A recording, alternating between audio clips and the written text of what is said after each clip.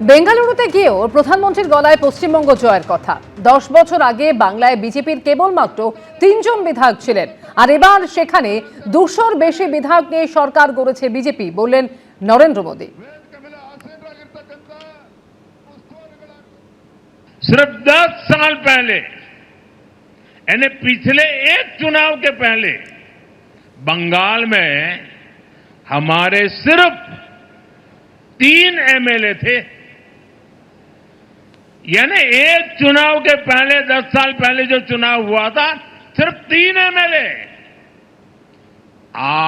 आज वहां 200 से भी अधिक विधायकों के साथ भारतीय जनता पार्टी की सरकार है।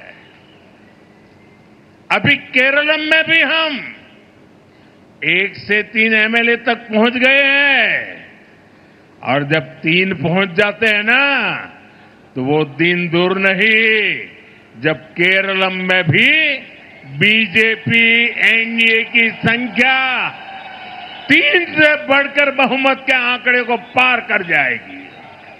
আর একবার সরাসরি কথা বলবো, শিবাশিস মৌলিক আমাদের সঙ্গে রয়েছেন।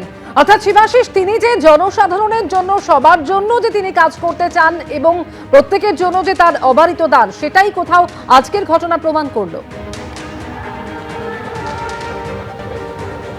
একদমই তাই অমৃতা। দেখো, একাধিকবার এর আগেও আমরা দেখেছি, একদম যদি কয়েকদিন আগে ফেরত চলে যাই, বিজেপির যখন এই পরিবর্তনের জন্য বিজেপি প্রধান বিরোধী দল যে সময় ছিল, এখন শাসক দল, তারা এই বিধানসভা ভোটে যাওয়ার সময় বারবার একটা দাবি করেছিল, ভারতীয় জনতা পার্টি তারা জনতার সরকার গড়ে তুলতে চাইছে। শ্রমিক ভট্টাচার্য, দেবজিৎ সরকার, তাদের মুখে বারবার শোনা গিয়েছিল। এখন যখন বিজেপির পক্ষ থেকে পরশুদিন তারা পরিষদীয় দলনেতা হিসেবে শুভেন্দু অধিকারীকে বেছে নিলেন, অমিত শাহ সেখানে উপস্থিত ছিলেন। গতকালকে পরিষদীয় দলনেতা শুভেন্দু অধিকারী মুখ্যমন্ত্রী পদে শপথ নিলেন। একাধিকবার আমাদের মুখোমুখি হয়ে তিনি যেমন দুপুরে জোড়াসাঁকোয় বলেছেন, সন্ধ্যেবেলা চেতলায় এবিপি আনন্দের মুখোমুখি হয়ে তিনি সেখানেও বলেছেন, সকলের জন্য কাজ করতে চাই, সকলের হয়ে কাজ করতে চাই। অর্থাৎ এই যে জনগণের মাঝে থেকে জনগণের মুখ্যমন্ত্রী কাজ করবেন, এই বার্তা কিন্তু শুভেন্দু অধিকারী তিনি বারংবার তুলে ধরেছেন। ফলে একটা দল বিজেপি যারা জনতার সরকার গড়তে চেয়েছিল এবং তারা যে মুখ্যমন্ত্রীকে বেছে নিলেন, তিনি জনতার মুখ্যমন্ত্রী হয়ে গত 24 ঘন্টা তিনি শপথ নেওয়ার পর থেকে আমরা যে দেখতে পাচ্ছি, তিনি বারংবার জনতার মুখ্যমন্ত্রী হয়ে থাকার একটা বার্তা দিচ্ছেন। আজ শান্তিকুঞ্জে তার বাড়ির সামনে এই যে নিরাপত্তার কড়াকড়ি বা বাড়াবাড়ি না থাকা, সেটা কিন্তু তারই একটা প্রতিফলন যে তিনি মানুষের মাঝে মিশে থাকতে চাইছেন।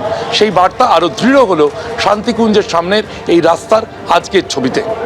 অমৃতা, ধন্যবাদ শিবাশিস তোমাকে। এবিপি আনন্দ, এগিয়ে থাকে, এগিয়ে রাখে।